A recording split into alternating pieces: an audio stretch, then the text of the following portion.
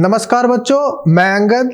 आज हम लोग आधुनिक भारत की शुरुआत करने जा रहे हैं। चूंकि हमने पिछले क्लास में मेडिएवल इंडिया को पूरी तरह से समाप्त कर लिया है और आगे हम इसमें बात करेंगे कि किस प्रकार से यूरोपियन कंपनी का भारत आगमन होता है और फिर उन्होंने किस प्रकार से भारत में अपनी सत्ता को स्थापित कर लिया। साथ ही साथ मॉडर्न इंडिया इसलिए भी इम्पोर्टेंट हो जाती है कि वो चाहे सिविल सेवा की एग्जामिनेशन हो या फिर कोई और भी एग्जाम हो, तो उसमें राष्ट्रीय आंदोलन नाम से एक टॉपिक दिया जाता है जिसमें आपको कमोबेश पूरे आधुनिक भारत से कुछ न कुछ प्रश्न पूछ लिए जाते हैं। वहीं अगर हम बात करें सिविल सेवा एग्जामिनेशन की, तो इसमें आप देखोगे कि मॉडर्न इंडिया का वेटेज सर्वाधिक होता है। यदि हम एक उदाहरण ले तो पूरे इतिहास से अगर 20 क्वेश्चन पूछे जाएंगे तो उसमें आपको देखने को मिलेगा कि कम से कम 12 से 13 क्वेश्चन केवल और केवल आधुनिक भारत से रहता है और शेष जो क्वेश्चन होते हैं उसमें एंशिएंट इंडिया और मेडिएवल इंडिया का वेटेज होता है। तो हम लोग आधुनिक भारत को पूरे डिटेल से अध्ययन करने जा रहे हैं। सबसे पहले हम लोग देखेंगे कि यूरोपीय कंपनी का आगमन किस प्रकार से हुआ। फिर हम लोग देखेंगे कि 18वीं सदी को अंधकार का युग क्यों कहा जाता है। साथ ही साथ उसके बाद हम देखेंगे कि ब्रिटिश जो है कैसे अपने कंपनी के माध्यम से भारत के एक एक राज्य को जीतना प्रारंभ करते हैं और इस प्रकार से कमोबेश संपूर्ण भारत पे उनका आधिपत्य हो जाता है। तो इस क्रम में हम लोग जो शुरुआत करेंगे उसमें सबसे पहले हम देखेंगे कि औरंगजेब के पश्चात मुगल की क्या स्थिति थी। फिर हम लोग देखने का प्रयास करेंगे कि आधुनिक भारत में इतिहास लेखन किस प्रकार से हुआ है और तत्पश्चात हम देखेंगे कि यूरोपीय कंपनी का आगमन भारत में किस क्रम में हुआ है और एक एक कंपनी का हम ब्यौरा इकट्ठा करेंगे। साथ ही साथ हम देखेंगे कि उसमें से ब्रिटिश ईस्ट इंडिया कंपनी की क्या खासियत थी जिस वजह से उन्होंने भारत में अपनी सत्ता स्थापित करने में सफल हो पाए और जो शेष कंपनियां थी वो कैसे विफल हो गए। तो इस क्रम में हम लोग अध्ययन को जारी रखेंगे। तो आइए शुरुआत करते हैं और सबसे पहले हम लोग देखने का प्रयास करते हैं कि औरंगजेब के पश्चात मुगल की क्या स्थिति थी। हम एक बात आपको इसमें और भी बता दें बच्चों कि मुगल के पश्चात से कुछ क्वेश्चन जनरली पूछे जाते हैं, तो हम ये नहीं चाहते हैं कि अगर इस सेक्शन से आपको कोई प्रश्न पूछा जाए तो आप यहाँ पर मिस करें। इसलिए हमने इस टॉपिक को इंक्लूड किया है ताकि इस भाग से अगर आपको कोई प्रश्न पूछ लिया जाए तो आप यहाँ पर उत्तर करने में समर्थ रहे। तो आइए और देखते हैं कि औरंगजेब के पश्चात मुगलों की क्या परिस्थिति थी। औरंगजेब की मृत्यु 1707 ईस्वी में हो गई थी, जिसके पश्चात इनके 3 पुत्र थे, मुअज्जम, कामबख्श और मोहम्मद आजम। इन तीनों के बीच उत्तराधिकार का एक संघर्ष शुरू हो जाता है। अगर हम इनके तीनों पुत्रों की बात करें, जैसे कि मुअज्जम जो कि काबुल का गवर्नर था, वहीं अगर हम बात करें कामबख्श का तो वो दक्कन का गवर्नर था और मोहम्मद आजम जो था वो गुजरात का गवर्नर था। लेकिन जब इनके पिता की मृत्यु होती है तो तीनों आपस में उत्तराधिकार के लिए संघर्ष करने लगते हैं, जिस क्रम में आप देखोगे कि मुअज्जम जो है वो सर्वाधिक शक्तिशाली निकलता है और किसी प्रकार से गद्दी पर बैठने में सफल हो जाता है और बाद में इन्होंने एक अपने लिए उपाधि भी लिया जिसे बहादुर शाह प्रथम भी कहा जाता है। अगर हम बात करें इनकी कुछ जारी नीतियों के बारे में तो इन्होंने अमीरों के साथ उदारपूर्वक व्यवहार किया, साथ ही साथ उनको कुछ ऐसे जमीन दिए जिससे राजस्व आसानी से वसूले जा सकते थे, जिस वजह से आप देखोगे कि मुगल काल की वित्तीय स्थिति दिन प्रतिदिन खराब होने लगी और ये माना जाता है कि इसके पश्चात मुगलों ने पतन की तरफ अपना रास्ता को देख लिया था। अगर हम बात करें इनके काल की अन्य घटनाओं की तो सबसे जो बड़ी घटना होती है, क्योंकि अब ये शासक उतने मजबूत नहीं रह जाते हैं जैसा कि हमने औरंगजेब या फिर अकबर के काल में देखा था, तो जो क्षेत्रीय स्तर पर कुछ शक्तिशाली शासक हुए उन्होंने अपने आप को मुगलों से स्वतंत्र करना प्रारंभ कर दिया। इस कड़ी में अगर हम बात करें तो सबसे पहला जो उभर कर नाम आता है मारवाड़ और मेवाड़ के जो शासक थे, उन्होंने अपने आप को मुगलों से स्वतंत्र किया और एक नए राज्य की स्थापना की। उसी प्रकार आप देखोगे तो बहादुर शाह प्रथम, जिसे मुअज्जम भी कहा जाता है, इनके काल में थोड़ा इन्होंने चाहा कि सिखों के साथ मैत्रीपूर्ण व्यवहार किया जाए, क्योंकि बार बार जो है सिखों के द्वारा मुगलों के साथ विरोध किया जा रहा था। चूंकि पूर्व के जो मुगल शासक हुए, चाहे वो जहांगीर हो या फिर हम बात करें औरंगजेब की, तो उन्होंने सिख धर्म के जो गुरु थे, जैसे कि अगर हम 5वें गुरु की बात करें तो जहांगीर ने उनको फांसी दिलवा दिया था। वहीं अगर बात करें हम 9वें गुरु तेग बहादुर की, तो उनकी हत्या औरंगजेब के द्वारा करवा दी गई थी, जिस वजह से सिख धर्म के जो भी अनुयायी थे या फिर सिख राज से संबंधित जो लोग थे वो मुगलों से हमेशा खफा रहते थे। तो बहादुर शाह प्रथम ने यह प्रयास किया कि क्यों ना हम सिखों के साथ अच्छे या फिर मित्रतापूर्ण व्यवहार करें, ताकि उनका जो है विरोध का सामना इन्हें ना करना पड़े। इस वजह से बहादुर शाह प्रथम ने सिख धर्म के जो 10वें गुरु हुए हैं गुरु गोविंद सिंह, उनको उच्च मनसब प्रदान करने का प्रयास किया, ताकि जो है सिख राज्य से इनके प्रति विरोध का सामना ना करना पड़े। लेकिन हालांकि बाद में देखा गया कि इनके जो अगले शिष्य थे बंदा बहादुर, उन्होंने संघर्ष जारी रखा और इसी संघर्ष के क्रम में बहादुर शाह प्रथम की मृत्यु भी हो जाती है। और इसके बाद इनका जो उत्तराधिकारी बनता है उनका नाम जहांदार शाह था। जहांदार शाह के बारे में अगर बात किया जाए तो ये माना जाता है कि मुगल वंश के प्रथम कठपुतली शासक थे।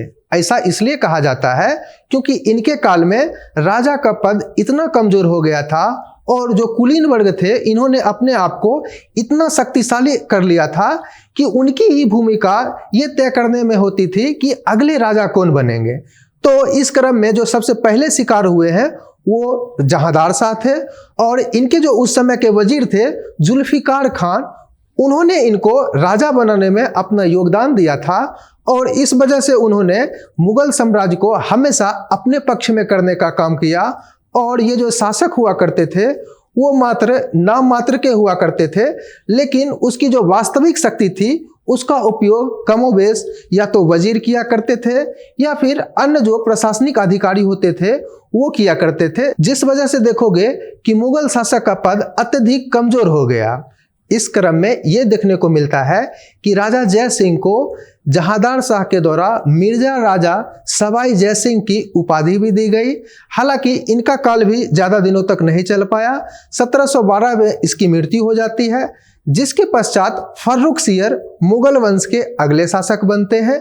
हालांकि इनके शासक बनने में भी जुल्फिकार और सैयद बंधु जो थे, इन दोनों के बीच आपसी संघर्ष का ही नतीजा था, जिसमें आप देखोगे कि सैयद बंधु विजयी रहते हैं और इन्होंने फर्रुखसियर को शासक बनने का काम किया।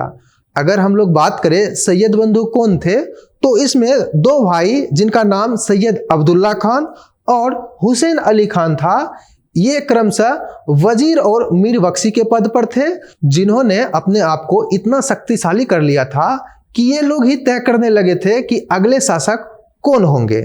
वहीं अगर हम लोग बात करें फर्रुखसियर के काल के सबसे बड़ी घटना की, तो फर्रुखसियर के द्वारा 1717 ईस्वी में ईस्ट इंडिया कंपनी को बंगाल में निःशुल्क या फिर कह सकते हैं कि कर मुक्त व्यापार करने की एक चार्टर दिया था, जिस वजह से आप देखोगे कि ब्रिटिश ईस्ट इंडिया कंपनी को बंगाल वाले क्षेत्र से बहुत ज़्यादा लाभ होता है और उन्होंने अपने आप को एक मजबूत कंपनी बनाने में बहुत बड़ी भूमिका निभाया था।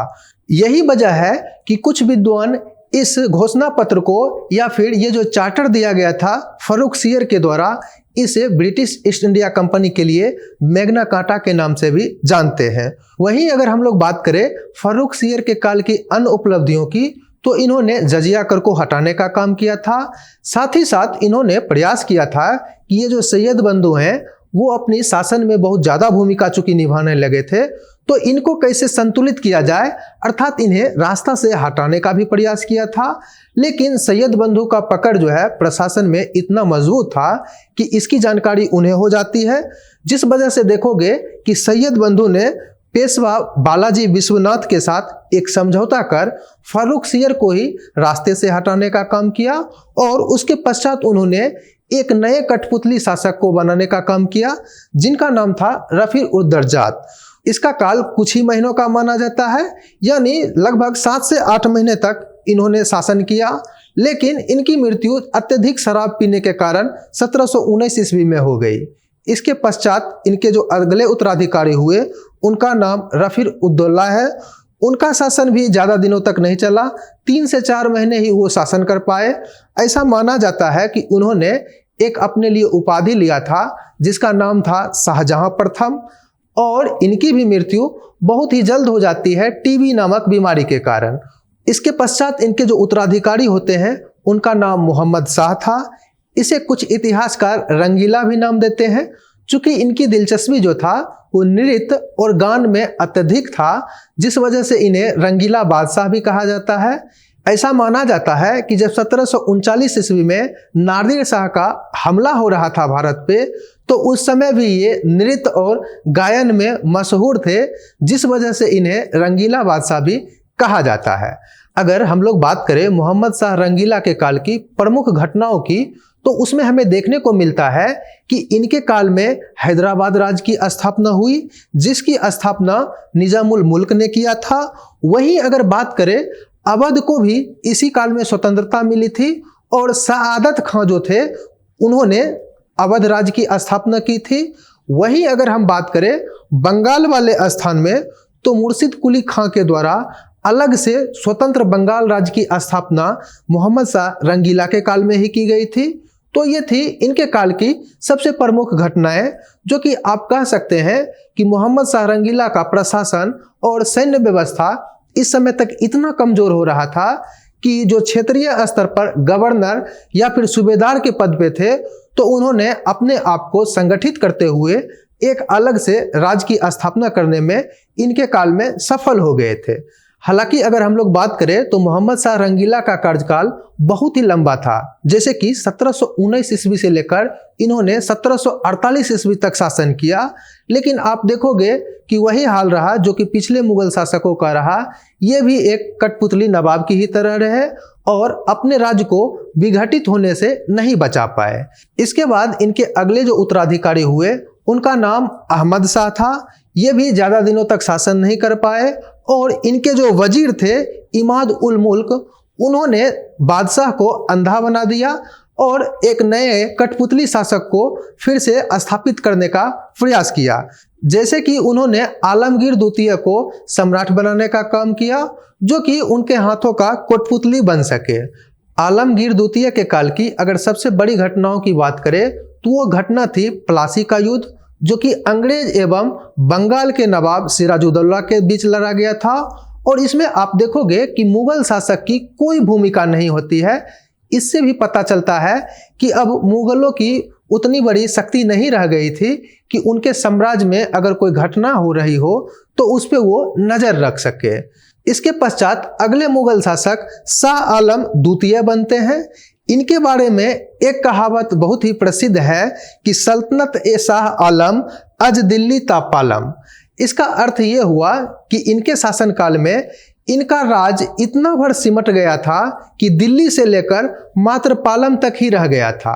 जो कि अगर हम बात करें पालम की, तो वो दिल्ली का ही एक उपनगर माना जाता है।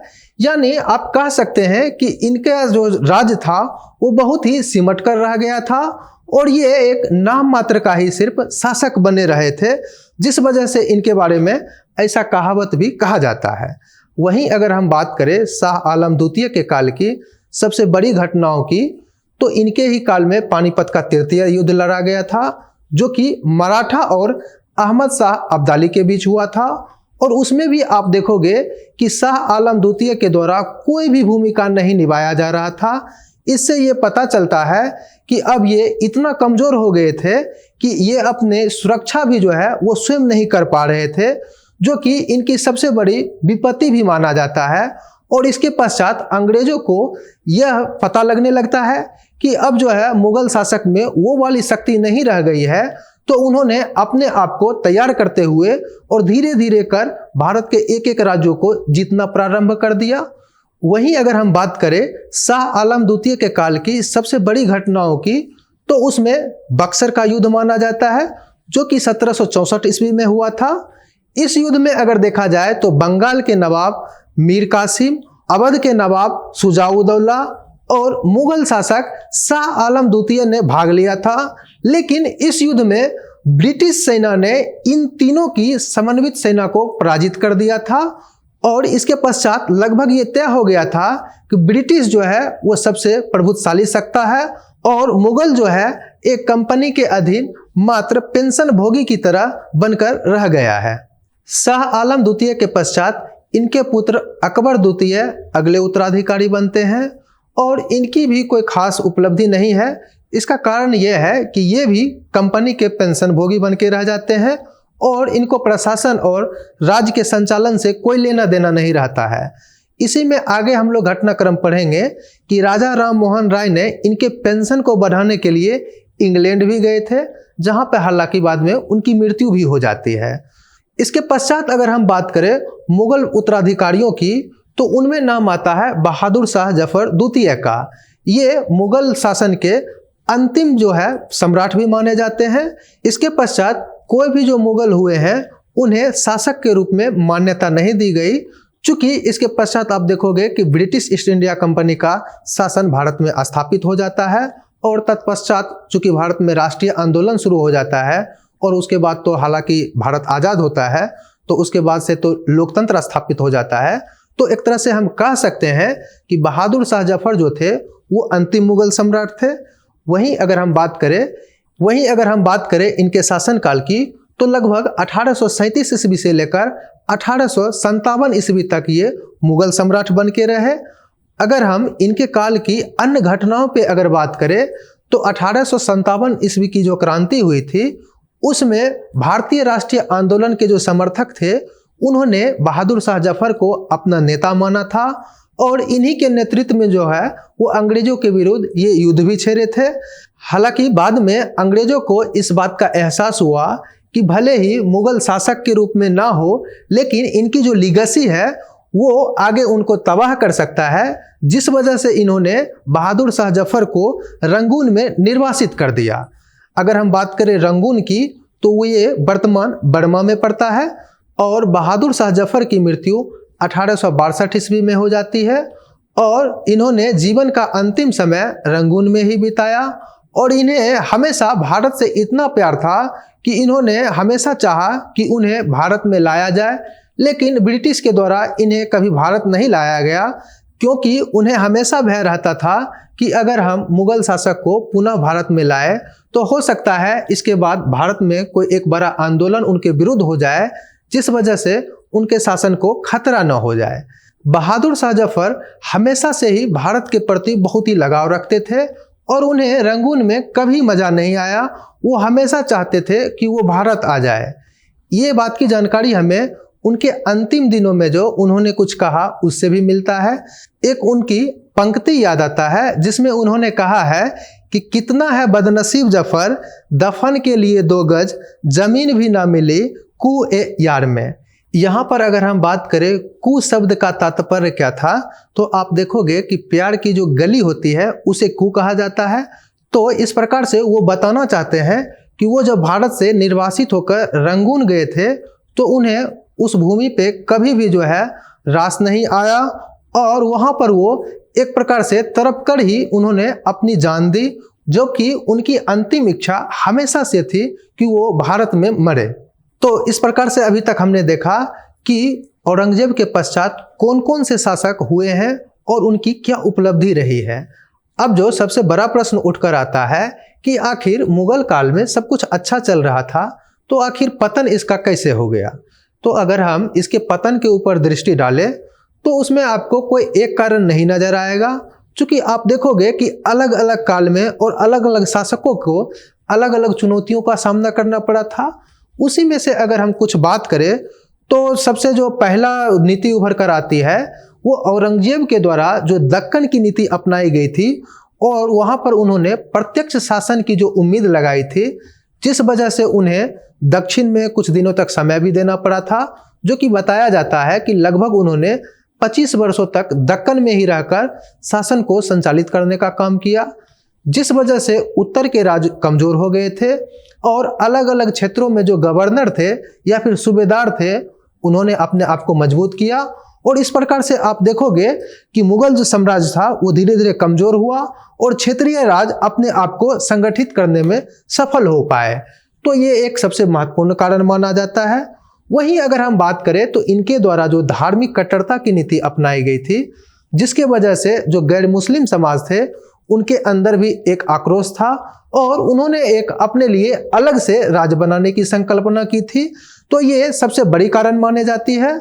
उसके साथ ही मनसबदारी जैसी जटिल प्रशासनिक व्यवस्था जो अपनाई गई थी, जिस वजह से आगे जो योग्य शासक नहीं हो पाए, उन्होंने इस प्रणाली का उपयोग सही ढंग से नहीं किया और इस प्रशासनिक जटिलता में उलझकर रह गए, जिस वजह से माना जाता है कि मुगल प्रशासन भी कमजोर हो गया और जागीरदारी जैसी संकट देखने को मिली और इस वजह से मुगल प्रशासन और मुगल राज धीरे धीरे कमजोर हो गया। वहीं अगर हम अन्य कारणों की बात करें तो हो सकता है कि आगे वाले जो इनके उत्तराधिकारी हुए वो बहुत कमजोर हुए और आगे इनके जो कुलीन वर्ग थे उन्होंने अपने आप को बहुत ज़्यादा शक्तिशाली कर लिया था, जिस वजह से माना जाता है कि मुगल साम्राज्य का पतन हो गया और धीरे धीरे करके जो बाद में क्षेत्रीय राज थे उन्होंने अपने आप को स्थापित करने में सफल हो गए। तो इस प्रकार से हम कह सकते हैं कि इन सभी कारणों को मिलाकर अगर देखा जाए तो ये सब मेन रूप से मुगलों के पतन के मेन रूप से कारण बन जाते हैं। तो ये था हमारा औरंगजेब के पश्चात कौन कौन से शासक हुए। साथ ही साथ हमने ये भी अभी तक जाना कि वो कौन से कारण थे जिस वजह से मुगलों का पतन हो गया। यहाँ तक समझने के पश्चात अब हम लोग का जो अगला फोकस होगा उसमें हम लोग बात करेंगे कि आखिर जो आधुनिक भारत का इतिहास लेखन किया गया है उनका दृष्टिकोण क्या था। उसके पश्चात हम लोग आएंगे कि कौन कौन से यूरोपीय कंपनी जो है वो भारत में आगमन करते हैं। इसके बताने का पीछे का मेन रीजन ये है, क्योंकि आप जब तक जो है इतिहास लेखन के बारे में नहीं समझोगे तो पूरे आधुनिक भारत की जो मतलब मर्म है उसे आप समझने में थोड़ा चूक हो जाएगी। इसका कारण यह भी है क्योंकि आधुनिक भारत में अलग अलग दृष्टिकोण से जो है इतिहास लिखा गया है। तो हम जल्दी से ज़्यादा समय नहीं लेते हुए 10 से 15 मिनट में कोशिश करते हैं कि इन्हें समझ ले और ये कौन कौन से इतिहास लेखन थे और इनका जो है अलग अलग दृष्टिकोण क्या था। हालांकि इतिहास लेखन से एग्जामिनेशन में डायरेक्ट प्रश्न तो नहीं पूछे जाएंगे, लेकिन आधुनिक भारत के जो भी प्रश्न बनेंगे या फिर जो भी कॉन्सेप्ट बनेंगे वो आपको बहुत ही आसान हो जाएगा जब आप इतिहास लेखन को जानते रहेंगे। तो आइए और संक्षेप में हम लोग जानते हैं कि इतिहास लेखन जो है कितने प्रकार से किया गया और वो कौन कौन से थे। हम लोग ज़्यादा इसमें डिटेल्स नहीं जाएंगे, बस हम लोग सिर्फ नाम सुन लेंगे और उसके तहत जो है क्या उनका जो है दृष्टिकोण था उसे समझने का प्रयास करेंगे। ऐसा इसलिए ताकि जो है अगर आप आगे कोई भी पुस्तक अगर पढ़े तो आपको समझने में आसानी हो और आपका भी एक नज़रिया बने कि इतिहास लेखन जो है वो किस प्रकार से किया जाता है। हम लोग बात करेंगे सबसे पहले इतिहास लेखन जो है कितने प्रकार से हुआ है। तो अगर हम मुख्य रूप से बात करें तो 4 प्रकार के इतिहास लेखन जो है आधुनिक भारत में आपको दिखेगा। जैसे कि सबसे पहला जो है वो ब्रिटिशों के द्वारा जो लिखा गया उसे साम्राज्यवादी इतिहास लेखन कहते हैं। उसी के जवाब में जो भारतीयों के द्वारा जो लिखा गया उसे राष्ट्रवादी इतिहास लेखन कहते हैं। एक नया दृष्टिकोण जो कि मार्क्सवादी दृष्टिकोण है उस एंगल से भी लिखा गया है इतिहास को, तो उसे भी देखेंगे। और एक अन्य जो दृष्टिकोण बच जाता है जिसे सबाल्टर्न कहते हैं उसे भी हम लोग समझने का प्रयास करेंगे। सबसे पहले हम लोग देखेंगे कि साम्राज्यवादी इतिहास लेखन क्या है। साम्राज्यवादी इतिहास लेखन की अगर बात करें तो ब्रिटिश के द्वारा भारत पर जो शासन किया गया उसकी औचित्यता को सिद्ध करने के लिए जो इतिहास लिखा गया उसे साम्राज्यवादी इतिहास लेखन कहते हैं। इसकी भी 2 शाखा है। पहला को हम लोग पुराना या फिर ओल्ड कैम्ब्रिज दृष्टिकोण कहते हैं और दूसरा जो दृष्टिकोण है उसे नवीन कैम्ब्रिज दृष्टिकोण कहते हैं। अगर हम बात करें ओल्ड या फिर पुराना कैम्ब्रिज दृष्टिकोण तो इसके तहत आप देखोगे कि प्रमुख विद्वान पर्सिवल स्पीयर, अनिल सिले हुए हैं। इन्होंने ब्रिटिश सरकार का पक्ष रखने का काम किया। इसके तहत अगर हम बात करें तो उन्होंने ये साबित करने का प्रयास किया कि भारत में ब्रिटिश का जो शासन था वो उपनिवेश ना होकर एक विदेशी शासन था। अतः इसके माध्यम से वो ये सिद्ध करना चाह रहे थे कि ब्रिटिश के द्वारा जो भारत पर शासन किया गया था वो भारत के शोषण के लिए नहीं किया गया था, बल्कि भारत को जो है प्रशासन और शासन से संबंधित जानकारी इकट्ठा करवाने के लिए किया गया था और भारत को उन्होंने सभ्य बनाने का काम किया। वो ये बात को साबित करना चाहते थे। अब यहाँ पर यह भी जानना आवश्यक हो जाता है कि आखिर ये उपनिवेशवाद और विदेशी शासन है क्या। तो अगर हम बात करें उपनिवेशवाद की तो ये माना जाता है कि अगर कोई शक्तिशाली राष्ट्र अपने से कमजोर राष्ट्र के ऊपर शासन स्थापित करता है और उसके राजनीतिक एवं आर्थिक संसाधन पर कब्जा कर लेता है, साथ ही साथ उन आर्थिक संसाधनों का प्रयोग अपने लिए करता है, जिसे मातृ देश भी कहा जाता है, तो ऐसे शासन को उपनिवेशवाद कहा जाता है, जो कि कमोबेश ब्रिटिश के द्वारा भारत के प्रति किया गया था। वहीं अगर हम बात करें विदेशी शासन की, तो विदेशी शासन के तहत ये होता है कि कोई भी विदेशी राज्य आपके ऊपर कब्जा करता है, लेकिन वो आपके भलाई के लिए ही काम करेगा, तो वो विदेशी शासन होता है। जो कि आप देखोगे कि ब्रिटिश इतिहासकार हमेशा ये साबित करना चाह रहे थे कि हम भारत को उपनिवेश नहीं बनाए थे, बल्कि भारत में मात्र एक विदेशी शासन जो कि ब्रिटिशों का था, और हमने भारत को सभ्य बनाने का प्रयास किया। इसके साथ ही इन इतिहासकारों का यह भी मानना था कि ब्रिटिश सरकार के द्वारा भारत में जो आर्थिक नीति अपनाई जा रही थी वो भारतीयों के भलाई के लिए ही की जा रही थी। लेकिन कुछ जगहों पर ऐसा हुआ कि हमने आधुनिक उद्योग लाया, जिस वजह से भारतीय हस्तशिल्प कला का पतन हो गया। इसमें ब्रिटिश सरकार का दोष ना होकर इसमें भारतीयों का दोष था कि उन्होंने नवीन जो है शिल्प कला को अपनाने में अपने आप को सक्षम नहीं बनाए। तो ये इस तरह से हमेशा ये साबित करना चाह रहे थे कि उनके द्वारा जो भी प्रशासनिक या फिर आर्थिक नीति अपनाई जा रही थी वो भारतीयों के भले के लिए की जा रही थी। लेकिन भारतीय उस समय उतने दक्ष नहीं थे, जिस वजह से उन्हें नुकसान उठाना पड़ा। तो ये कुल मिलाकर अगर देखा जाए तो ओल्ड जो है कैम्ब्रिज वाले इतिहासकार वो हमेशा भारतीयों को इस बारे में दोष मढ़ना चाहते हैं कि उनके द्वारा जो नीति अपनाई जा रही थी, भारत के लोग उतने दक्ष नहीं थे, जिस वजह से भारतीयों को नुकसान उठाना पड़ा, जिसके लिए ब्रिटिश सरकार जिम्मेवार नहीं है, बल्कि भारतीय जो है जिम्मेवार है।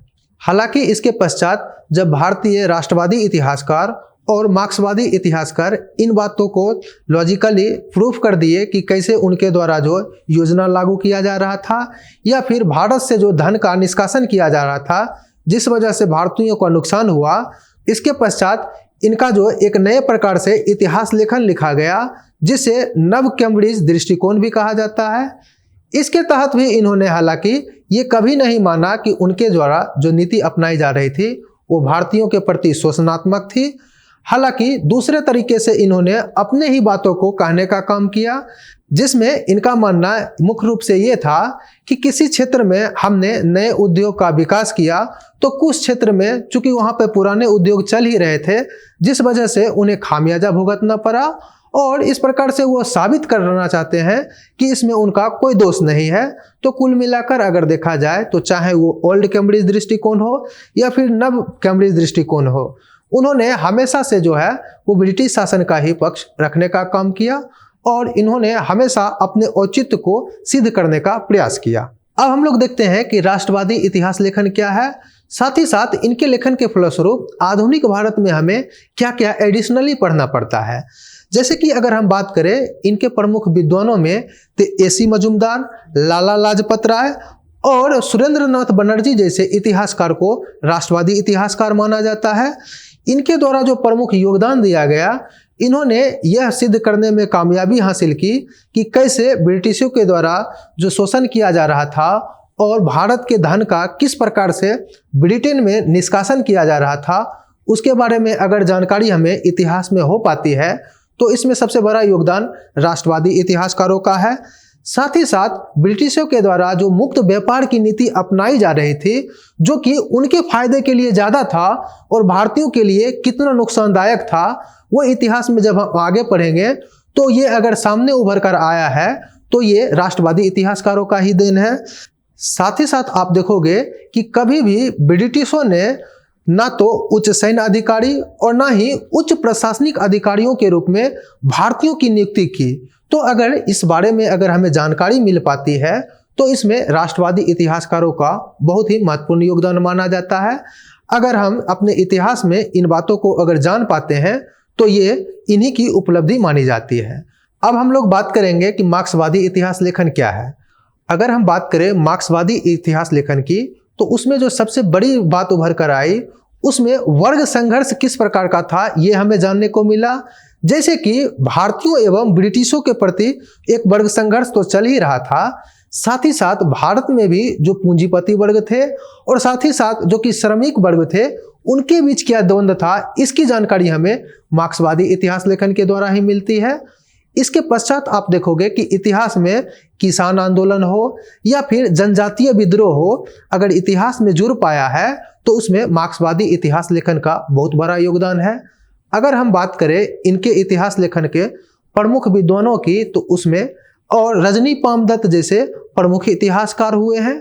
वहीं अगर हम बात करें आज़ादी के पश्चात मार्क्सवादी इतिहास लेखन में सबसे बड़ा योगदान की, तो बिपिन चंद्रा, आदित्य मुखर्जी और मृदुला मुखर्जी जैसे प्रमुख विद्वान हुए हैं, जिन्होंने मार्क्सवादी इतिहास लेखन को लिखकर अपने इतिहास में भूमिका निभाया है। और साथ ही साथ जनजातीय समाज, किसान समाज और जो पिछड़े समाज हैं, उनकी भी भूमिका इतिहास में दिखाने का प्रयास किया है। एक नवीन प्रकार की इतिहास लेखन जो कि देखने को मिल रहा है, उसे सबाल्टर्न इतिहास लेखन भी कहते हैं। इसके अगर हम प्रमुख विद्वानों की बात करें तो एंटोनियो ग्राम्सी, जिनका योगदान वर्ल्ड हिस्ट्री में ज़्यादा है, तो हम लोग जब अगर कभी मौका मिलेगा वर्ल्ड हिस्ट्री पढ़ेंगे तो इनके बारे में भी अध्ययन करना होता है। अगर हम बात करें भारत में इस विचारधारा के लेखक की, तो रंजीत गुहा और सुमित सरकार जैसे विद्वान सबाल्टर्न इतिहासकार माने जाते हैं। वहीं अगर हम बात करें इस दृष्टिकोण के तहत क्या जो है ध्यान में रखा जाता है, तो उसमें आप देखोगे कि हम जितने भी इतिहास लेखन की बात किए हैं, उसमें नेता की उपलब्धि को ज़्यादा बढ़ा चढ़ा कर दिखाया जाता है, जबकि जो आम लोग हैं उनकी भूमिका को छुपा दिया जाता है। उसी के विपरीत आप देखोगे तो सबाल्टर्न जो इतिहास लेखन है, उसमें ये प्रयास किया जाता है कि आम जन या फिर आम जो लोग हैं, उनकी क्या भूमिका रही है किसी आंदोलन के पीछे या फिर किसी घटनाओं के प्रति, तो उसे दिखाने का प्रयास इस इतिहासकारों के द्वारा किया गया है। जो कि आप अगर सुमित सरकार की पुस्तक या फिर रंजीत गुहा जैसे विद्वान की पुस्तक देखोगे, तो उसमें किसी भी आंदोलन की अगर बात करें तो उसमें न केवल नेताओं की भूमिका, बल्कि उस आंदोलन की सफलता के पीछे जनता की या फिर प्रजा की क्या भूमिका थी, उसे भी दिखाया गया है। तो अगर इतिहास में इन बातों का समावेशन हो पाया है, तो कहीं ना कहीं सबाल्टर्न इतिहासकारों का इसमें बहुत बड़ा योगदान है। अगर हम इसका एक उदाहरण ले, जैसे कि गांधी जी के द्वारा चाहे वो असहयोग आंदोलन हो, सविनय अवज्ञा आंदोलन हो या फिर भारत छोड़ो आंदोलन हो, जो कि हम लोग आगे पढ़ेंगे भी, तो इसमें न केवल उन्होंने गांधी जी की भूमिका को बताया है, बल्कि उन्होंने यह भी दिखाने का प्रयास किया है कि अगर उनके पीछे जनता का समर्थन अगर नहीं होता, तो शायद जो है ये आंदोलन उतना सफल नहीं हो पाता है। तो इस दृष्टिकोण को जो है दिखाने का प्रयास इन इतिहासकारों के द्वारा किया गया है। तो इस प्रकार से हमने इतिहास लेखन को भी समझने का प्रयास किया, जो कि आधुनिक भारत के इतिहास लेखन में इन सभी चीज़ों का समावेशन आपको मिल जाएगा। हालांकि जिस टॉपिक में जिस प्रकार का इतिहास लेखन लिखा गया है, उसे हम वहाँ भी आपको बताने का प्रयास करेंगे, लेकिन यहाँ पर हमने आपको एक बार इसलिए समग्रता से समझा दिया ताकि आगे अगर आप कोई पुस्तक पढ़े तो आपको दिक्कत ना हो। अब हम लोग बात करेंगे कि मुगलों के पतन के पश्चात भारत की क्या स्थिति थी और उसके पश्चात जो यूरोपीय कंपनी भारत जब आते हैं तो उन्होंने इस बात का फायदा किस प्रकार से उठाया। तो आइए और हम लोग देखते हैं कि मुगलों के पतन के पश्चात भारत की क्या स्थिति थी। तो अगर हम देखते हैं तो इस समय हमें कई छोटे छोटे राज्य जो है अलग अलग क्षेत्रों में स्थापित मिलते हैं, जैसे कि उत्तर पश्चिम वाले क्षेत्र में सिख राज, उसी के नीचे अगर आप आएंगे तो राजस्थान और गुजरात वाले क्षेत्र में राजपूतों का उदय होता है। वही बंगाल और बिहार वाले क्षेत्र की अगर बात करें, साथ ही साथ अगर उसमें यूपी को भी इंक्लूड कर ले, तो रुहेल, अवध और बंगाल वाले क्षेत्र में आपको अलग अलग जो है राज्य दिख जाएंगे। वहीं इसी क्षेत्र में जाटों का भी राज्य था स्थापित। और अगर हम दक्षिण भारत की बात करें तो हैदराबाद, कर्नाटक, मैसूर और मद्रास में भी अलग अलग जो है स्वतंत्र राज्य स्थापित हो गए थे। साथ ही साथ केरल वाले क्षेत्र में भी त्रावणकोर और कालीकट में नए राज्य स्थापित होने लगे थे। तो ये थी जानकारी कि मुगलों के पतन के पश्चात अलग अलग क्षेत्रों में कौन कौन से राज्य स्थापित हो गए थे। अगर हम इन राज्यों का वर्गीकरण करें तो दिखेगा कि कुछ ऐसे राज्य हुए थे जो कि मुगलों के उत्तराधिकारी हुए, और कुछ ऐसे भी राज्य हुए हैं जो कि मुगलों के विद्रोह के पश्चात उभर कर आए, जिसे विद्रोही राज्य भी कहा जाता है। साथ ही साथ कुछ ऐसे भी राज्य थे जो कि स्वतंत्र रूप से विकसित हुए थे, जो कि मुगलों के पतन के पश्चात आपको दिख जाएगा। आइए अब हम लोग जो है इनके बारे में थोड़ी सी जानकारी इकट्ठा कर लेते हैं कि आखिर इन राज्यों की स्थापना में किनका योगदान था, साथ ही साथ इनकी क्या उपलब्धि रही थी। चूंकि ये बात इसलिए भी जानना आवश्यक हो जाता है कि जब ब्रिटिश जो है इन राज्यों का विलय करेंगे अपने में, तो हमें ये जानकारी होना चाहिए कि इससे पहले जो है कौन से राज्य जो है स्थापित थे और किस क्षेत्र में थे। तो आइए हम लोग देखते हैं कि कौन कौन से उत्तराधिकारी राज्य हुए हैं और इनके जो है प्रमुख शासक कौन कौन से थे। तो सबसे पहले हम लोग बात करते हैं उत्तराधिकारी राज्यों में, यानी जो पहले की मुगलों के अधीन हुआ करते थे राज्य, लेकिन बाद में अपने आप को स्वतंत्र कर लिए, उन्हें उत्तराधिकारी राज्य कहा गया। इसमें सबसे पहला जो नाम उभर कर आता है वो बंगाल का आता है। बंगाल में औरंगजेब के समय में मुर्शिद कुली खान को वहां का दीवान नियुक्त किया गया था, जो कि इनकी मृत्यु के पश्चात मुर्शिद कुली खान ने अपनी शक्ति को बढ़ा लिया। यानी पहले जो कि बंगाल के दीवान थे, उन्होंने दीवान और नजीम की जो है पावर अपने में ले लिया। नजीम यानी वहाँ का जो सूबेदार हुआ करता था, अर्थात प्रशासनिक जो अधिकारी होते थे, उनकी भी शक्ति को उन्होंने अपने आप में मिला लिया और वहाँ का उन्होंने नवाब घोषित कर दिया। लेकिन एक प्रकार से स्वतंत्र राज्य की स्थापना करने में ये सफल हो जाते हैं। इसके बाद इनके जो उत्तराधिकारी होते हैं उनका नाम अलीवर्दी खां होता है। इन्होंने अपना राजस्व जो कि पहले मुगल अधिकारी को या मुगल साम्राज्य को दिया करते थे, वो भी देना बंद कर दिया और पूर्ण रूप से बंगाल को मुगल साम्राज्य से अलग करने में सफल हो जाते हैं। अलीवर्दी खां के पश्चात इनके जो उत्तराधिकारी हुए हैं उनका नाम सिराजुद्दौला था। इन्हीं के समय ब्रिटिश कंपनी और इनके बीच एक युद्ध होता है जो कि प्लासी के युद्ध के नाम से भी जाना जाता है। इसकी जानकारी हम लोग आगे इकट्ठा करेंगे। यहाँ पर चूंकि एक छोटा सा परिचय ले रहे हैं, हालांकि हम लोग आगे जब देखेंगे कि बंगाल पर किस प्रकार से ब्रिटिशों का शासन हो रहा था, तो इसमें हम लोग फिर से एक बार चर्चा करेंगे। यहाँ पर एक संक्षिप्त परिचय लेते हैं। बंगाल के पश्चात अगला जो उत्तराधिकारी राज्य हुआ वो अवध था। इसके संस्थापक सआदत खां थे। इनके उत्तराधिकारी सफदरजंग हुए, जिन्हें मुगलों ने वजीर का पद भी दिया था। अगर हम बात करें अन्य उत्तराधिकारी राज्यों की, तो वो है अगला राज्य हैदराबाद, जिसके संस्थापक निजाम उल मुल्क थे। तो ये था मुगलों के पश्चात कौन कौन से इनके उत्तराधिकारी राज्य थे। अब हम लोग इसी प्रकार का छोटा सा परिचय देख लेते हैं कि मुगलों के पतन के पश्चात वो कौन से राज्य थे जो कि विद्रोही के रूप में थे, यानी जो कि मुगलों का एक तरह से विद्रोह करके आए थे। तो इसमें जो सबसे पहला राज्य था उनका नाम मराठा राज्य आता है, जिसके संस्थापक शिवाजी थे। और इनका आप देखोगे तो मराठा का मुगलों के साथ हमेशा संघर्ष की स्थिति थी, इसलिए इसे विद्रोही राज्य की भी संज्ञा दी जाती है।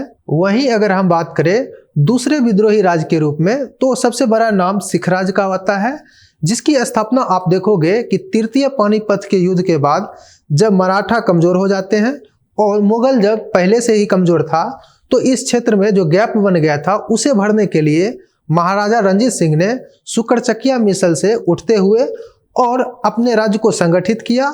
साथ ही साथ इन्होंने सिख राज्य की स्थापना की।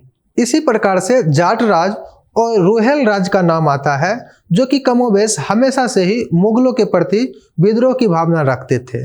अगर हम बात करें जाटों की, तो इस राज्य के संस्थापक चूड़ामन एवं बदन सिंह माने जाते हैं और इसके एक प्रमुख शासक हुए हैं राजा राम, जिन्होंने अकबर का कब्र लूटने का काम किया था।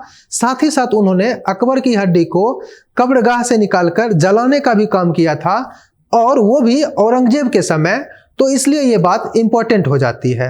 अब हम लोग बात करेंगे कि वो कौन से स्वतंत्र राज्य थे जो कि मुगलों के पतन के पश्चात हमें देखने को मिलता है। तो उसमें सबसे पहला राज्य अगर हम बात करें तो उत्तर पश्चिम में गुजरात और राजस्थान वाले क्षेत्र में राजपूतों का राज्य था। वहीं अगर आप दक्षिण में आएंगे तो मैसूर वाले क्षेत्र में, जहाँ की पहले विजयनगर साम्राज्य हुआ करता था, उसके पश्चात ओडियार वंश का शासन स्थापित होता है। और उसके बाद आप देखोगे तो मैसूर राज्य की स्थापना हैदर अली और बाद में टीपू जैसे सुल्तान इसी राज्य के सुल्तान हुए हैं, जो कि इस क्षेत्र में स्थापित होते हैं। अगर त्रावणकोर की बात किया जाए तो ये केरल वाले क्षेत्र में स्थापित थे और इनके जो प्रमुख शासक हुए हैं मार्तंड वर्मा, इनकी ये उपलब्धि मानी जाती है कि इन्होंने अपने नौसैनिक को संगठित करने का प्रयास किया था। वहीं अगर हम बात करें कालीकट वाले क्षेत्र में, तो इसके जो शासक होते थे उन्हें जमोरिन कहा जाता है। और ये बात इसलिए भी इम्पोर्टेंट हो जाती है कि 1498 ईस्वी में जब वास्को डी गामा का भारत आगमन होता है, तो उस समय इसी जमोरिन शासक के द्वारा उनका स्वागत भी किया गया था। तो इसलिए ये बात थोड़ा इम्पोर्टेंट हो जाती है। अब हम लोग इतिहास लेखन से संबंधित एक दो और जानकारी इकट्ठा कर लेते हैं। जैसे कि ब्रिटिश इतिहासकारों के द्वारा 18वीं सदी को अंधकार का भी युग कहा गया है। तो हम लोग ये देखते हैं कि उनके द्वारा ऐसा क्यों कहा गया और क्या सच में 18वीं सदी का काल जो है वो अंधकार का युग था। तो जैसा कि ज्ञात हो, 18वीं सदी का तात्पर्य यह है कि 1701 से लेकर 1799 ईस्वी का जो काल है वो 18वीं सदी का कहलाएगा। तो अंग्रेजों ने 18वीं सदी के पूर्वार्ध के काल को यानी 1701 से लेकर 1750 ईस्वी तक के काल को उन्होंने अंधकार का युग कहा है। और चूंकि उसके बाद उन्होंने 1757 ईस्वी में एक युद्ध लड़ा जिसे कि प्लासी का भी युद्ध कहा जाता है, और उसके पश्चात उनका आधिपत्य एक तरह से माना जाता है हो गया था। तो उन्होंने उसके बाद आगे के काल को आधुनिक काल नाम दिया है। तो हम देखते हैं इनके पीछे उनका क्या मतलब था कि ऐसा उन्होंने कहा। अगर हम बात करें इसके पीछे के कारणों की, तो उन्होंने इससे पहले के काल को अंधकार का युग इसलिए भी कहा चूंकि वो मुगल काल की जो भी उपलब्धि थी उसे गौण करना चाहते थे, और वो चूंकि 1757 ईस्वी के पश्चात भारत में अपना साम्राज्य स्थापित करने में कामयाब हुए थे, तो इसलिए उन्होंने अपने काल को आधुनिक काल से जोड़ने का प्रयास किया। हालांकि इसके पीछे उन्होंने बताया कि 18वीं सदी के पूर्वार्ध का जो काल था उसके तहत राज्यों का विखंडन हो गया था। यानी हम बात करें तो मुगलों के पतन के पश्चात उनका मानना है कि छोटे छोटे नए नए राज उभर कर आए थे, और साथ ही साथ इस समय जो है 18वीं सदी में अर्थव्यवस्था जो है चौपट हो गया था, जिस वजह से यहाँ पर लोग जो है आपस में ही लड़ने लगे थे और बाहरी आक्रमण इस समय बहुत तीव्र हो गया था, जिस वजह से उन्होंने इस काल को अंधकार का युग भी कहा है। अब हम लोग देख लेते हैं कि क्या उनके द्वारा जो तर्क दिया गया है वो सच में सही है या फिर उन्होंने अपने आप को सही साबित करने के लिए ऐसा कहा है। तो अगर हम बात करें तो भारतीय राज्य व्यवस्था में ऐसा नहीं है कि पहली बार वो राज्यों का टूटन हो रहा है या फिर विखंडन हो रहा है। हम अगर पूरे भारतीय राज्य व्यवस्था की बात करें तो उसमें आप देखोगे कि राज्य बनते और बिखरते रहे हैं। जैसे कि अगर हम बात करें मौर्य काल के बाद मौर्योत्तर काल में आप देखोगे कि कई छोटे छोटे राज्य उभर कर आए थे। उसी प्रकार हमने देखा कि उसके पश्चात गुप्त काल आया, जिसमें गुप्तों ने अपने आप को संगठित करते हुए एक बहुत ही बड़े साम्राज्य का निर्माण करने का काम किया। और फिर उसके पश्चात आप देखते हो जिसे पूर्व मध्यकाल भी कहा जाता है, इसमें भी हम देखते हैं कि गुप्तों के पश्चात कई छोटे छोटे राज्य उभर कर आए थे। तो इस तरह से हमने क्या देखा, हमने ये देखा कि कई बार जो है भारत में छोटे छोटे राज्य हुए हैं और उन्हीं में से कोई राज्य जो है संगठित होकर अपने आप को एक बड़े साम्राज्य का रूप दिया है। तो अंग्रेजों के द्वारा जो ये कहा जा रहा था कि मुगलों के पतन के पश्चात भारत में कई छोटे छोटे राज्य उभर कर आए थे, जिस वजह से यहाँ पर अराजकता की स्थिति हो गई थी और कानून व्यवस्था सही से संचालित नहीं हो पा रहा था।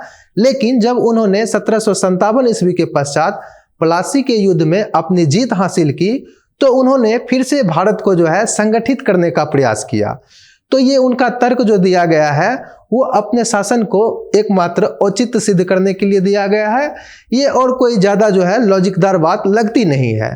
तो इस आधार पर हम कह सकते हैं कि 18वीं सदी का जो काल था वो कोई अंधकार का युग नहीं था। दूसरे शब्दों में अगर हम बात करें तो जहाँ तक हम बात करें छोटे छोटे जो राज्य उभर कर आए थे, ये तभी संभव है जब अर्थव्यवस्था प्रगति कर रहा हो। चूंकि कोई भी अगर राज्य बन रहा है तो जब तक उसकी वित्तीय स्थिति अच्छी नहीं होगी तब तक वो अपने सैनिक एवं प्रशासनिक खर्च को कैसे निर्वहन कर पाएंगे। तो आखिर इस समय जो है अर्थव्यवस्था प्रगति कर रही थी, तभी तो नए नए राज्य उभर कर आ रहे थे। तो इस तर्क से भी ये बात साबित हो जाता है कि अंग्रेजों ने अपने शासन को औचित्य ठहराने के लिए 18वीं सदी को अंधकार का युग कहा है। इसी इतिहास लेखन के तहत एक मुद्दा और भी उभर कर आता है कि आखिर कोई भी जो बड़ा युद्ध हुआ है वो पानीपत के मैदान में ही क्यों हुआ है। ऐसा एक बार यूपीएससी के द्वारा भी सवाल पूछा गया है। इसमें अगर आप गौर करोगे तो देखोगे कि न केवल आधुनिक भारत में बल्कि पूर्व मध्यकाल हो या फिर प्राचीन भारत की हम इतिहास की बात करें तो उसमें भी समय समय पर चाहे वो कुषाण हो, शक हो आदि के द्वारा हमला करते जा रहे हैं। वहीं अगर हम बात करते हैं मध्यकालीन भारत में तो उसमें भी हम देखते हैं कि अरब हो, तुर्क हो या फिर मंगोलों के द्वारा उत्तर पश्चिम वाले क्षेत्र से बार बार हमला किया जा रहा था। और आप देखोगे कि इस क्षेत्र का महत्व इसलिए भी हो जाता है चूंकि इस क्षेत्र पर अगर हम फोकस करें तो दिखेगा कि यहाँ पर 2 सुरक्षा घेरा देखने को मिलेगा, जैसे कि मुल्तान, लाहौर और दीपालपुर वाले क्षेत्र में। वहीं दूसरी ओर अगर आप गौर करोगे तो एक तरफ जो है वो हिमालय पर्वत दिखेगा, दूसरी तरफ आपको छोटे छोटे दर्रे दिखेंगे जैसे कि बोलन दर्रा या फिर खैबर दर्रा।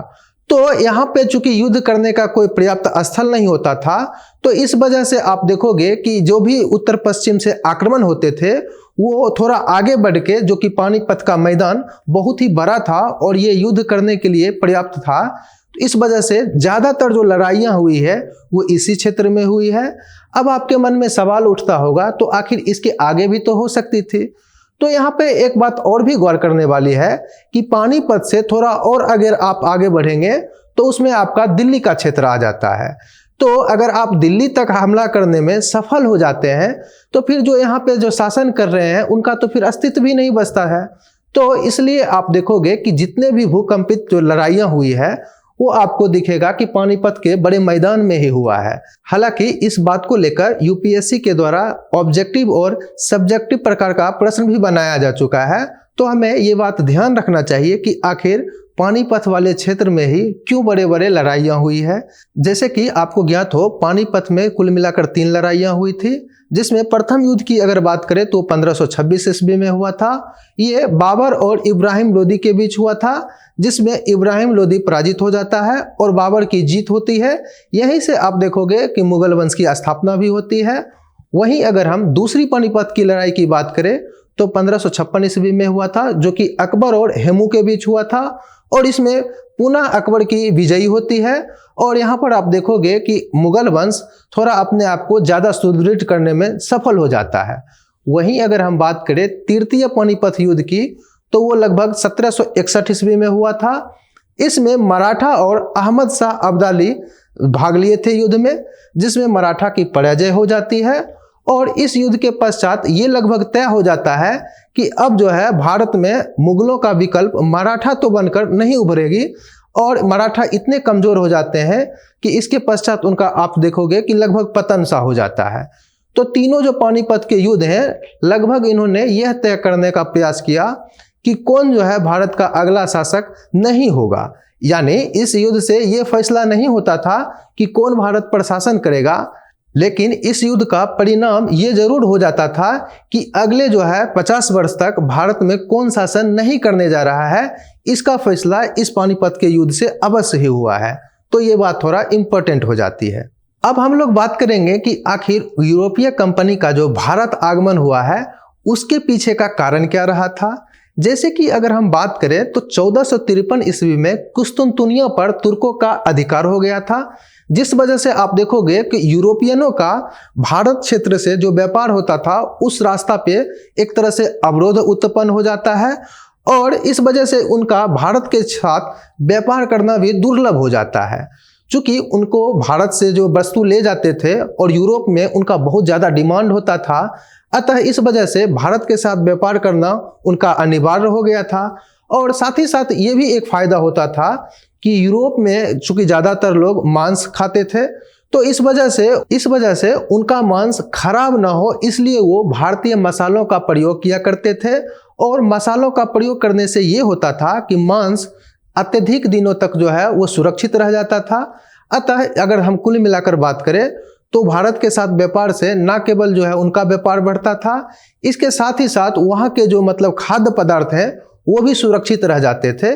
इस वजह से उनका बहुत ज़्यादा बल रहता था कि भारत के साथ किसी प्रकार संपर्क स्थापित किया जाए। तो जब ये घटना होती है कि तुर्कों का कुस्तुनतुनिया पर 1453 ईस्वी में अधिकार हो जाने के पश्चात उन्होंने अलग अलग मार्ग से भारत जाने का रास्ता खोजने लगा। जैसे कि अगर हम बात करें तो इसमें सबसे पहले जो बल दिया था देश उसमें स्पेन और पुर्तगाल का नाम आता है। अगर स्पेन की बात करें तो 1492 ईस्वी में वहाँ के जो राजा हुए उन्होंने कोलंबस को एक जो है यात्रा करने के लिए स्पॉन्सर किया। वहीं अगर हम बात करें पुर्तगालियों की तो वहाँ के शासक ने वास्को डी गामा को स्पॉन्सर्ड किया कि वो भारत के रास्तों को खोजे। इस प्रकार 1492 ईस्वी में कोलंबस के द्वारा अमेरिका की खोज की गई। उन्हें ऐसा लग रहा था कि उन्होंने भारत को खोज लिया है, चूंकि उनके मन में हमेशा से ये रहा था कि हम भारत को खोजने निकले हैं। और जब वो अमेरिका पहुंचे तो वहाँ के लोगों को देखा तो उनका रंग लाल था, तो इसलिए उन्होंने उनका नाम रेड इंडियन दिया। इसके पीछे ये भी कारण था कि उनके मन में हमेशा ये चल रहा था कि उन्होंने भारत को खोज लिया है। दूसरी तरफ आप देखेंगे तो 1498 ईस्वी में वास्को डी गामा ने भारत के मार्ग की खोज की। इसमें आप देखोगे कि उन्होंने अफ्रीका के केप होप जो कि होते हुए भारत तक आए थे, और भारत में जो केरल वाला क्षेत्र है वहाँ के जमोरिन शासक ने उनका स्वागत भी किया था। इस प्रकार वास्को डी गामा के द्वारा भारतीय मार्ग का खोज करने के पश्चात यूरोप में एक होड़ सी मच गई और सभी देश के व्यापारियों ने अपना व्यापार भारत के साथ स्थापित करने के लिए प्रयासरत रहे। और न केवल वहाँ के व्यापारी बल्कि वहाँ के जो शासक वर्ग थे उन्होंने भी नई नई कंपनियां स्थापित करना आरंभ किया, और उन्होंने अपने कंपनियों को एकाधिकार देना प्रारंभ किया ताकि वो जब भारत में व्यापार करने जाए तो उनके दूसरे कोई प्रतिस्पर्धी ना हो और उन्हें वहाँ पर सफलता मिल सके। यहाँ पर आप देखोगे तो दो प्रकार की कंपनियां देखने को मिलेगी। एक जो निजी कंपनियां थी, दूसरी ओर जो सरकार के तहत स्पॉन्सर्ड होती थी। अगर हम बात करें सरकार के तहत स्पॉन्सर्ड कंपनियां की तो इसमें बहुत सारी रिस्ट्रिक्शन होती थी, क्योंकि उन्हें सरकार के नियमों के तहत उन्हें काम करना होता था, तो आप देखोगे कि ज़्यादा सफलता इन्हें नहीं मिल पाती है। वहीं अगर हम बात करें निजी कंपनियों की तो उसमें एक प्रबंधक शाखा होती थी जिसे कोर्ट ऑफ डायरेक्टर भी कहा जाता था, और इसी के माध्यम से कंपनी का प्रबंधन किया जाता था, जिस वजह से आप देखोगे कि निजी कंपनियां ज़्यादा चुस्त होती थी और वो व्यापारिक मार्ग में ज़्यादा सफल होते थे। अगर हम इस प्रकार के कंपनियों की बात करें तो निजी कंपनी के तहत आपको ब्रिटिश ईस्ट इंडिया कंपनी और डच ईस्ट इंडिया कंपनी जो है वो एक प्रकार से निजी कंपनी थी। वहीं अगर हम बात करें पुर्तगाली और फ्रांसीसी कंपनी की तो वो एक प्रकार से सरकारी कंपनी थी। तो इसी बात से आपको आगे देखने को मिलेगा कि कैसे चूंकि सरकारी कंपनी को बहुत सारे रिस्ट्रिक्शन होते थे तो वो ज़्यादा आगे नहीं बढ़ पाते हैं। और जहाँ तक कि हम बात करें ब्रिटिश ईस्ट इंडिया कंपनी की जो कि एक निजी कंपनी थी, तो उन्होंने अपनी कुशलता का परिचायक देते हुए आगे आप देखोगे कि भारत में एक साम्राज्य स्थापित करने में भी सफल हो जाते हैं। तो अब हम लोग देख लेते हैं कि वो कौन कौन से कंपनियां थी जो सर्वप्रथम भारत में आई और इन्होंने अपने साथ भारत में व्यापार स्थापित करने का प्रयास किया। तो आप देखोगे कि व्यापारिक कंपनी के रूप में स्थापित होने वाले सबसे पहले अगर कंपनी की बात करें तो वो पुर्तगाली कंपनी थी। इस कंपनी का नाम था एस्तादो डा इंडिया, और इस कंपनी के जो सबसे पहले गवर्नर बन के आए उनका नाम अल्मीडा था। और पुर्तगालियों ने अपना मुख्यालय कोचिन में बनाया जो कि केरल में अवस्थित था। साथ ही साथ देखोगे कि इनका इंटरेस्ट हमेशा हॉर्मुज के रास्ते जो है बिजनेस करने पर था। और अगर पुर्तगाली कंपनियों के दूसरे गवर्नर की बात करें तो उनका नाम अल्बुकर्क था। इनके द्वारा बहुत ही भारत में सफलता हासिल की गई, जैसे कि इन्होंने 1510 ईस्वी में गोवा को जीता और गोवा को अपनी मुख्यालय भी बनाया। इस प्रकार आप देखोगे कि पुर्तगाली कंपनी इस क्षेत्र में बहुत विकास कर रहा था, और साथ ही साथ इन्होंने समुद्री मार्ग में अपना वर्चस्व स्थापित कर लिया था। और उन्होंने एक नई नीति यहाँ पर अपनाई थी जिसे कारताज व्यवस्था भी कहते थे।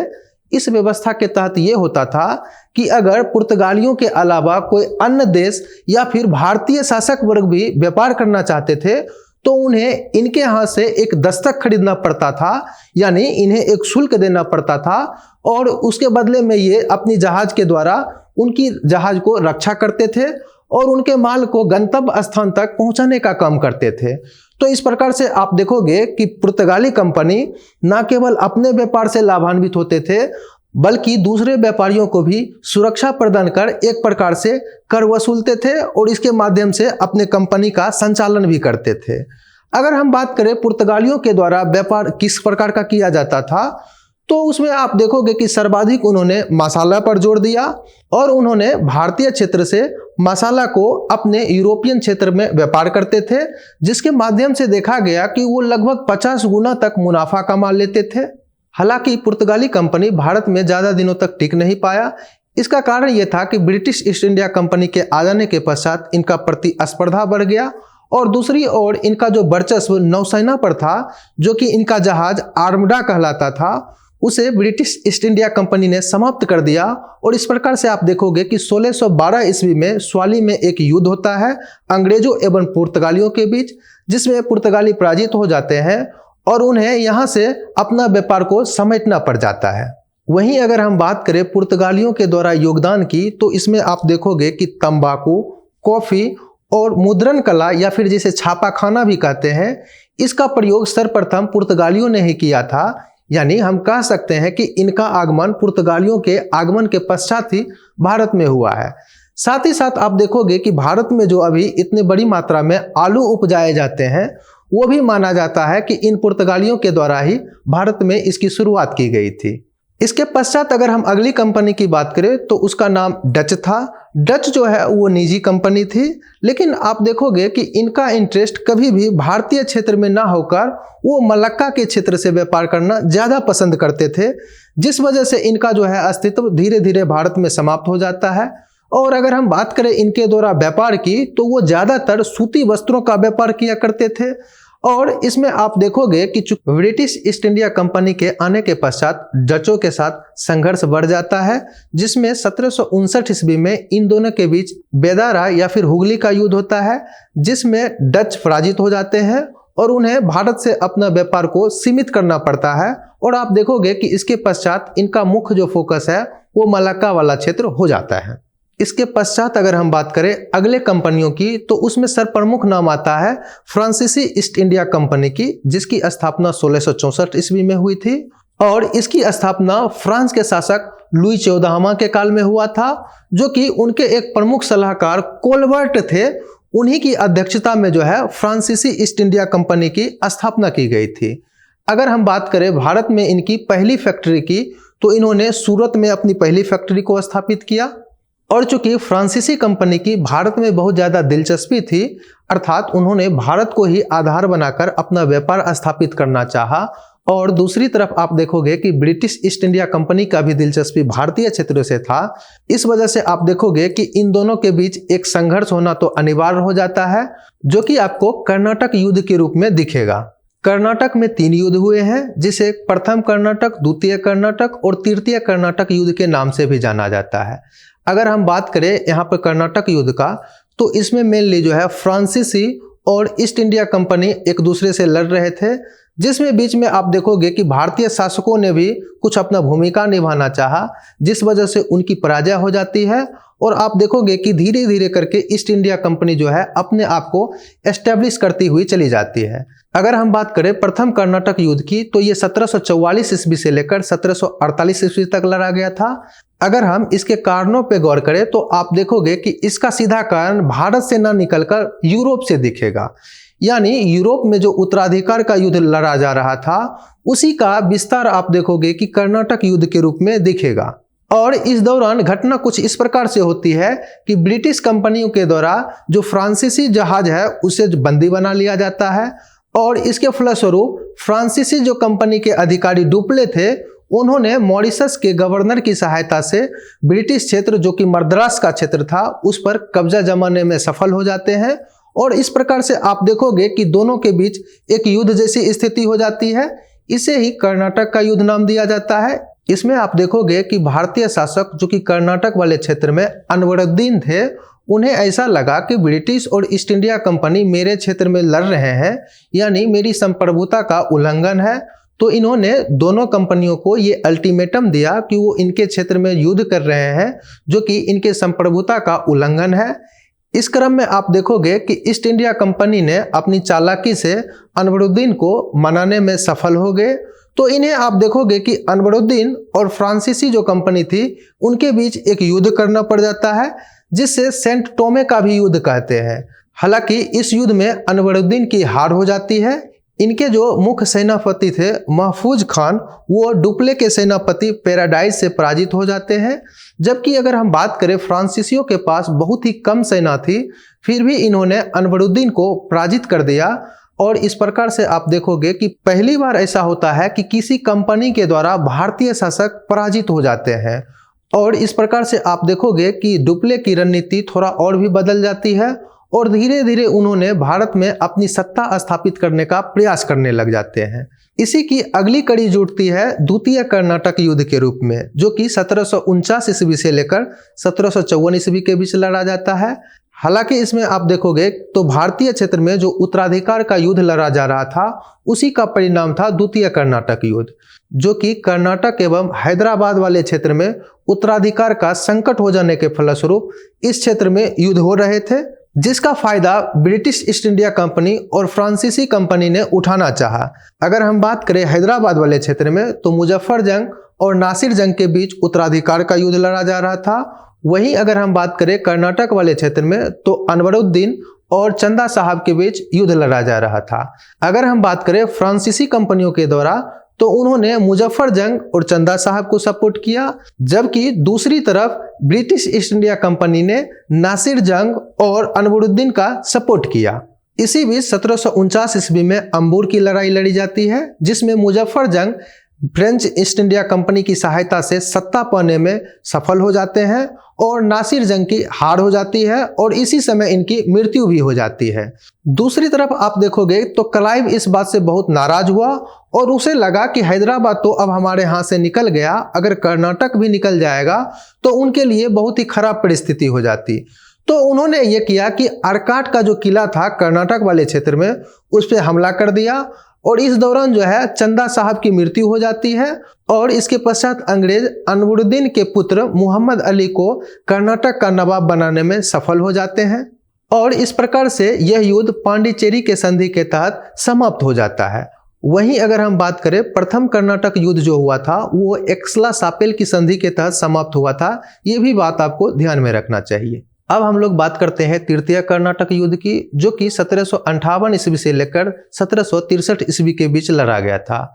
अगर हम बात करें इस युद्ध की पृष्ठभूमि की, तो ये यूरोप में जो सप्तवर्षीय युद्ध लड़ा जा रहा था, उसी का परिणाम था कि अंग्रेज और फ्रेंच ईस्ट इंडिया कंपनी वो भारत में भी इस युद्ध को विस्तार दे रहे थे। इस दौरान फ्रेंच ईस्ट इंडिया कंपनी से सबसे बड़ी गलती ये हो जाती है कि उन्होंने डुप्ले को वापस फ्रांस बुला लिया और उनके बदले में गोडेहू को गवर्नर बनाकर भारत भेजा। साथ ही साथ उन्होंने एक मुख्य सेनापति काउंट डी लाली को भी इनके साथ भेजा था। जबकि आप देखोगे कि ब्रिटिश ईस्ट इंडिया कंपनी ने यहाँ पर बुद्धिमत्ता का परिचय देते हुए क्लाइव को ही यहाँ रखा, चूंकि क्लाइव को इस क्षेत्र की अच्छी समझ थी। हम ऐसा इसलिए भी बात कर रहे हैं कि जब गोडेहू भारत गवर्नर बनकर आया फ्रांसीसी कंपनी का, तो उसने सबसे बड़ी जो गलती की, जब प्रथम कर्नाटक युद्ध लड़ा जा रहा था, उसमें फ्रांसीसियों की बहुत बड़ी जीत हुई थी और हैदराबाद वाले क्षेत्र में बुस्सी नामक एक अधिकारी को उन्होंने हैदराबाद के दरबार में रखा था, जिस वजह से उन्हें वहाँ जो कोई भी घटना हो रही थी उसकी उन्हें जानकारी हो रही थी। वहीं आप देखोगे कि गोडेहू जब फ्रेंच ईस्ट इंडिया कंपनी के गवर्नर बनकर आता है, तो वहाँ से वो बुस्सी को बुला लेते हैं, जिस वजह से वहाँ का जो है शासन के बारे में उनको ठीक ढंग से जानकारी नहीं हो पाती है और इस बात का फायदा उठाकर ब्रिटिश ईस्ट इंडिया कंपनी ने हैदराबाद को भी अपने क्षेत्र में मिलाने का काम किया, जो कि फ्रेंच ईस्ट इंडिया कंपनी के लिए बहुत ही घातक सिद्ध होता है। इसके पश्चात आप देखोगे तो चूंकि इन दोनों के बीच पहले से प्रतिस्पर्धा तो चल ही आ रही थी, जब इन्हें लगा कि फ्रांसीसी अब कमजोर हो गए हैं और इन्हें डुप्ले के जैसा कोई अधिकारी भी नहीं है, तो रॉबर्ट क्लाइव ने 1760 ईस्वी में फ्रेंच ईस्ट इंडिया कंपनी पे फिर से एक बार जो है धावा बोलते हैं और बांडीवास के युद्ध में फ्रेंच को पराजित करते हैं। इसके पश्चात आप देखोगे तो एकमात्र शक्ति जो है वो ब्रिटिश बनकर रह जाती है और बाकी सब कंपनी जो है वो धीरे धीरे करके जो है भारत से समाप्त हो जाते हैं। तो आगे जब हम लोग बात करेंगे तो उसमें देखेंगे कि कैसे यही ब्रिटिश ईस्ट इंडिया कंपनी ने अपना विस्तार एक साम्राज्य के रूप में किया था। यानी हम लोग अगले क्लास में देखेंगे कि कैसे British East India Company Bengal के रास्ते पूरे भारत पर नियंत्रण करने में सफल हो जाते हैं।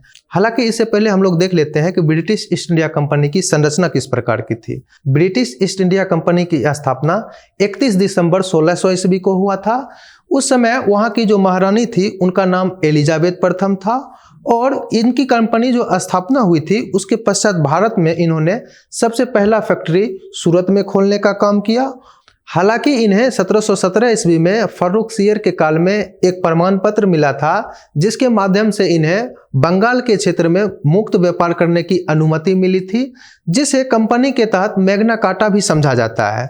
चूंकि बंगाल एक समृद्ध क्षेत्र था और वहां पर मुक्त व्यापार करना किसी भी कंपनी के लिए लाभप्रद सिद्ध हो सकती थी, जो कि आगे हुआ भी।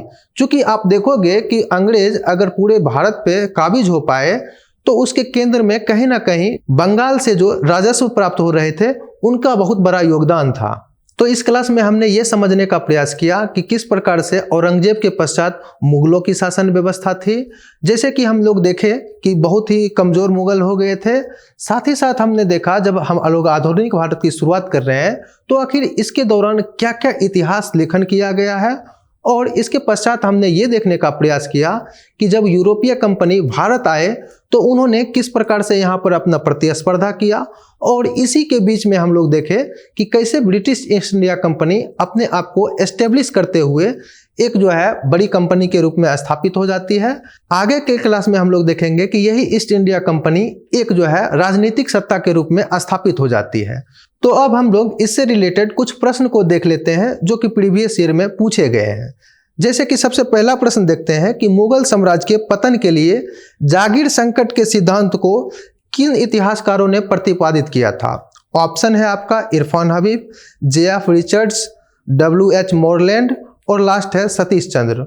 तो अगर हम बात करें तो जागीरदारी संकट के बारे में सबसे ज़्यादा जो अध्ययन किया है वो सतीश चंद्र के द्वारा किया गया है, और इसमें आप देखोगे तो इन्होंने बताया है कि कैसे जो है मनसबदारी व्यवस्था बहुत जटिल हो गई थी, जिसके कारण जो है राज्य को बहुत ज़्यादा जो है जागीर की जरूरत पड़ती थी, जिस वजह से राज्य में वित्तीय संकट हो गया और अंततः जो है मुगल साम्राज्य का पतन हो गया था।